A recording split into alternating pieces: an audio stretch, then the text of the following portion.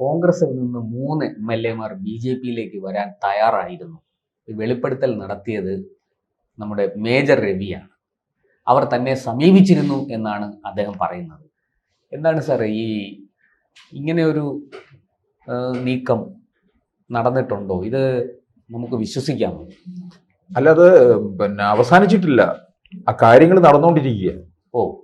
ഇതിന്റെ ഓരോരോ ഘട്ടം ഘട്ടമായിട്ട് അങ്ങോട്ട് കാര്യങ്ങൾ നീങ്ങത്തുള്ളൂ. അല്ലാതെ ഈ ഷട്ടർ തുറന്നിങ്ങ ഒഴുകി വരുന്ന മാതിരി ഇങ്ങി വരത്തില്ല.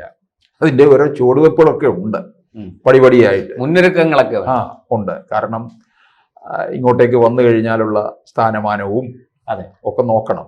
അവിടുത്തെ നിന്ന് ഒട്ടും കുറയാൻ പാടില്ല. കൂടുതൽ കാര്യങ്ങൾ നോക്കി തന്നെയാണ് വരുന്നത്. കോൺഗ്രസിൽ നിന്ന് ഇങ്ങോട്ടേക്ക് വരും, BJP-യിലേക്ക് വരുമെന്ന് നമ്മൾ പലരെ കുറിച്ചും കേട്ടിട്ടുണ്ട്.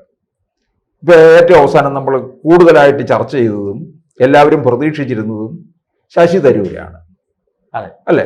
ശശി തരൂരിന്റെ കാര്യവും അദ്ദേഹം പറയുന്നുണ്ട്. ശശി തരൂർ എന്തായാലും BJP-യിലേക്ക് വരണം, അത് ഉണ്ടാകും.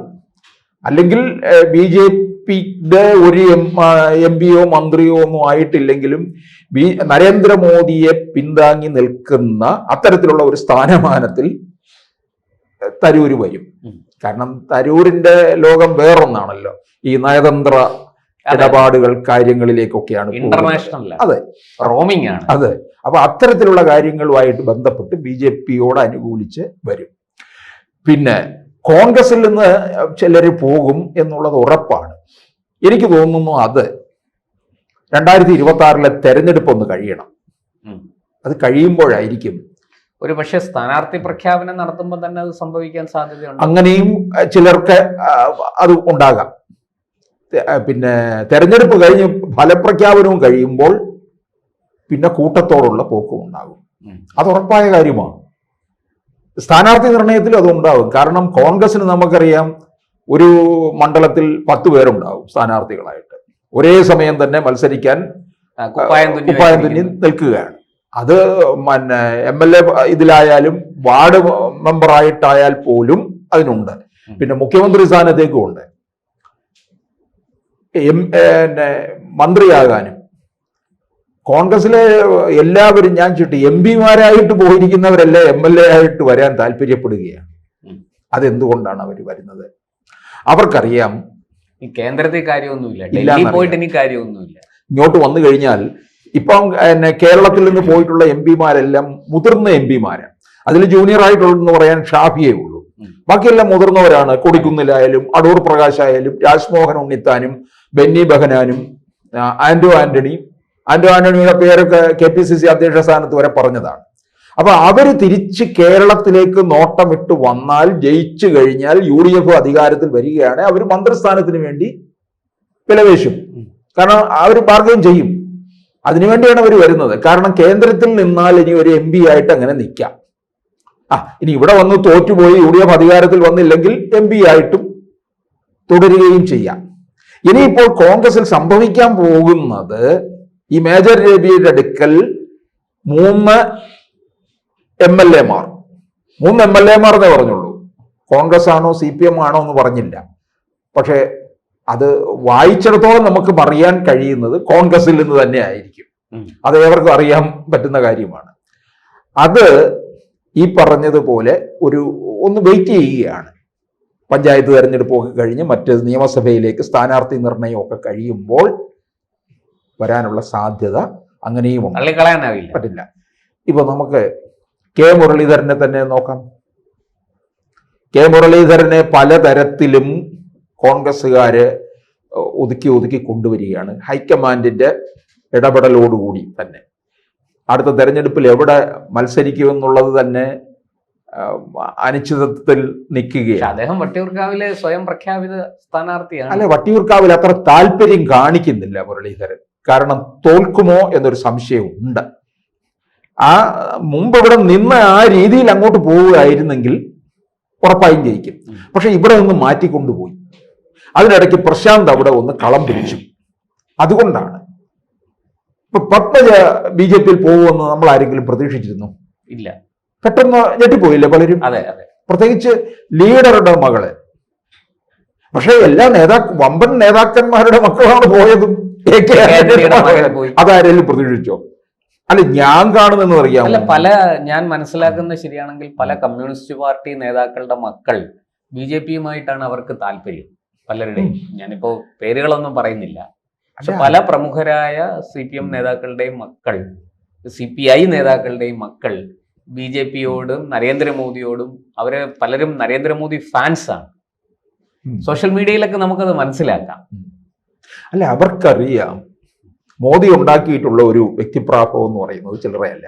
പ്രത്യേകിച്ച് ഇപ്പോൾ പിന്നെ ചൈന സന്ദർശനത്തിലോടുകൂടി അതെ ഇനിയിപ്പോ സഹാക്കന്മാർക്ക് കൂടുതൽ പേർക്ക് മോദിയുടെ ഇഷ്ടമായിരിക്കും. ചൈനയുമായിട്ട് ഇത്രയും നാളായിട്ട് ദേശാഭിമാനിയൊക്കെ കഴിഞ്ഞ ദിവസം തലക്കെട്ട് കൊടുത്തിരുന്നതാണ്, ഇനി ലോകക്രമം മാറുന്നു.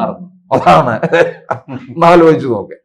അപ്പം പിന്നെ ഇവിടെ നമുക്ക് ബ്രിട്ടാസ് രംഗത്ത് വന്നത് തന്നെ ഞങ്ങൾ ഇത്ര കാലവും പറഞ്ഞുകൊണ്ടിരുന്നത് ഇപ്പോഴാണ് മോദി നടപ്പാക്കാൻ തുടങ്ങിയത് എന്ന് പറഞ്ഞാണ് രംഗത്ത് വന്നത്. അപ്പൊ ഇവരുടെ വാക്ക് കേട്ടിട്ടാണ്, ബ്രിട്ടാസിന്റെയും MA ബേബിയും പറഞ്ഞത് കേട്ടിട്ടാണ് പിന്നെ മോദി പോയത്. ഈ പല്ലിയുടെ ധാരണ പല്ലിയാണ് ഉത്തരം താങ്ങുന്നതെന്നാണ് എന്ന് പറഞ്ഞ പോലുള്ള കുറച്ച് അല്പന്മാരാണ് ഈ ബ്രിട്ടാസും റഹീമും ഒക്കെ. അപ്പൊ കോൺഗ്രസിൽ നിന്ന് ഇപ്പം എനിക്ക് ഉന്നത നേതാക്കന്മാർ തന്നെ പോകും. അത് പക്ഷേ മേജർ രവി പറഞ്ഞിട്ടില്ല, ഉയർന്ന നേതാക്കൾ എന്ന് പറഞ്ഞിട്ടില്ല, MLA-മാരെന്നേ പറഞ്ഞിട്ടുള്ളൂ. അത് ചിലപ്പോൾ അടുത്ത തവണ സീറ്റ് കിട്ടാത്തവരാകാം. പിന്നെ മുഖ്യമന്ത്രി പദം കിട്ടിയില്ലെന്നുണ്ടെങ്കിൽ ഞാൻ എപ്പോഴും പറയുന്നതാണ്, രമേശ് ചെന്നിത്തല തന്നെ അടുത്ത തവണ അദ്ദേഹത്തിന് UDF അധികാരത്തിൽ വരികയാണെങ്കിൽ മുഖ്യമന്ത്രി സ്ഥാനം കൊടുത്തില്ല എന്നുണ്ടെങ്കിൽ ചെന്നിത്തലയോടെ ചെയ്യുന്ന വലിയൊരു ചതിയായിരിക്കും. ഇത്രയും നാൾ ഇവിടെ അധ്വാനിച്ച് 2016 കാലത്തിൽ നല്ലൊരു പ്രതിപക്ഷ നേതാവായിട്ടിരുന്ന് പിണറായി വിജയനെതിരെ പല അഴിമതി ആരോപണങ്ങളും കൊണ്ടുവരികയും സ്പ്രിംഗ്ലർ കേസ് ഉൾപ്പെടെയുള്ള കാര്യങ്ങൾ കൊണ്ടുവന്നു. സ്പ്രിംഗ്ലർ, ആഴക്കടൽ മത്സ്യബന്ധനം, സ്വർണ്ണക്കടത്ത്, അങ്ങനെ ഒരുപാട് വിഷയങ്ങൾ ഉണ്ടായിരുന്നു. എന്നിട്ടാണ് 21 പരാജയം ഉണ്ടായി എന്നുള്ള കാരണത്താൽ പ്രതിപക്ഷ സ്ഥാനത്ത് നിന്ന് അദ്ദേഹത്തെ മാറ്റിയത്. ഇപ്പോൾ മുഖ്യമന്ത്രി സ്ഥാനം കൊടുത്തില്ല എന്നുണ്ടെങ്കിൽ UDF അധികാരത്തിൽ വരികയാണെങ്കിൽ അപ്പോൾ പിന്നെ എപ്പോഴായിരിക്കും കൊടുക്കുക? അടുത്ത 2031 വരെ കോൺഗ്രസ് ഇവിടെ ഉണ്ടോ? അങ്ങനെ ഒരു ചോദ്യമുണ്ട്. അപ്പോഴത്തേക്ക് അഥവാ ഉണ്ടെങ്കിൽ UDF വീണ്ടും അധികാരത്തിൽ വന്നാൽ ചെന്നിത്തലയുടെ പ്രായം, ഒരു വിരമിക്കൽ പ്രായം ഉണ്ടല്ലോ ഇവർക്ക്, പ്രായം കൊണ്ട് അവഗണിക്കുകയും ചെയ്യും. അപ്പോൾ ചെന്നിത്തല എന്ത് ചെയ്യും? ചെന്നിത്തല VD സതീശനെ പോലുള്ള ഒരാളുടെ ജൂനിയർ തന്നെയാണല്ലോ, ചെന്നിത്തലയുടെ ജൂനിയർ താഴെ തന്നെയാണ് നിൽക്കുന്നത്. അപ്പോൾ VD സതീശൻ മുഖ്യമന്ത്രിയാവുകയും ചെന്നിത്തല മറ്റേതെങ്കിലും വകുപ്പ് കൈകാര്യം ചെയ്യുകയും ചെയ്യുന്ന ഒരു മന്ത്രിയായിട്ടിരിക്കും. അങ്ങനെ ഇരിക്കുമെന്ന് തോന്നുന്നുണ്ടോ? ഇല്ല. ചെന്നിത്തല ചിലപ്പം എന്തെങ്കിലും കടുങ്കൈ ചെയ്യും. അത് പിന്നെ അതാണ് ഞാൻ പറഞ്ഞത്, മേജർ രവി പറഞ്ഞിട്ടില്ല, ഉന്നത നേതാക്കളാണോ എന്നൊന്നും പറഞ്ഞിട്ടില്ല. 3 MLA-മാരെന്ന് മാത്രമേ പറഞ്ഞിട്ടുള്ളൂ. പക്ഷേ രമേശ് ചെന്നിത്തലയെ പോലുള്ള ഒരാൾ ഇങ്ങോട്ടേക്ക് പോവുകയാണെന്നുണ്ടെങ്കിൽ അതിന് പിന്നാലെ ഒരു കൂട്ട ഒഴുക്കുണ്ടാകും. അത് വേറെ കാര്യം. ചെന്നിത്തലയെ BJP ഹർഷാരവത്തോടുകൂടി എതിരേൽക്കും. നല്ല സ്ഥാനവും തന്നെ ഇടയ്ക്കിപ്പോ NK പ്രേമേന്ദ്രൻ BJP-യിലേക്ക് പോകുമെന്നൊക്കെ ഒരു വർത്തമാനം നടത്തിയല്ലേ. അതിന് മോദിയുമായിട്ടിരുന്ന് ചായ കുടിച്ചതിന്റെ പേരിലാണ് ആ പറയുന്നത്. അത്രയും അത് ഇന്ത്യൻ പ്രധാനമന്ത്രിയായിട്ട് ഒരു MP ഇരുന്ന് ചായ കുടിക്കുന്നില്ല, എന്താ തെറ്റ്? ഇന്ത്യൻ പ്രധാനമന്ത്രി വിളിച്ച ഒരു MP അല്ലേ, MP ചെന്നിരിക്കണം. അതിനുള്ള പവർ ഇല്ലേ അദ്ദേഹത്തിന്? അപ്പൊ എന്തായാലും മേജർ രവി പറഞ്ഞത് പേര് വെളിപ്പെടുത്തിയിട്ടില്ല, പക്ഷെ തള്ളിക്കളയാൻ പറ്റത്തില്ല. പേര് നമ്മൾക്ക് വേണമെങ്കിൽ വായിച്ചെടുക്കാം. അത് 3 അല്ല 30 വരും. MLA-യോ അല്ലെങ്കിൽ മറ്റ് MP സ്ഥാനത്ത് ഇരിക്കുന്നവരോ MP ആയിരുന്നവരോ ആരെങ്കിലും ഒക്കെ ഇങ്ങോട്ടേക്ക് വരാനുള്ള ഒരുപാട് സാധ്യതയാണ് കാണുന്നത്. 2026 തെരഞ്ഞെടുപ്പിന് മുമ്പ് ഈ അണ പൊട്ടിത്തുടങ്ങും എന്നുള്ളത് ഉറപ്പാണ്.